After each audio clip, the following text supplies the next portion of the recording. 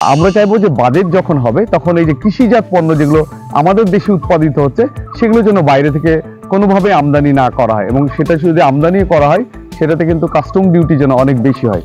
কৃষি বান্ধব যে সকল যন্ত্রপাতি সেগুলোর উপর থেকে ট্যাক্সটা মওকুফ করতে হবে, এবং টেকসই যেন যন্ত্রপাতি আমদানি করা হয়, যে আমদানিকারকরা আছেন সেই দিকটা যেন সচেতন থাকা হয়। 2-1 বছর বাজেটে উন্নয়নমূলক কর্মকাণ্ডকে একটু স্থিতিশীল রেখে আমার মনে হয় যে দেশের মানুষের বর্তমান পরিস্থিতির আলোকে ভোগ্যপণ্য এবং দৈনন্দিন যে চাহিদা সেসব পণ্যের উপরে ভর্তুকি দিয়ে দেশের মানুষকে এই মুহূর্তে সহযোগিতা করার মতো বাজেট আমি চাই।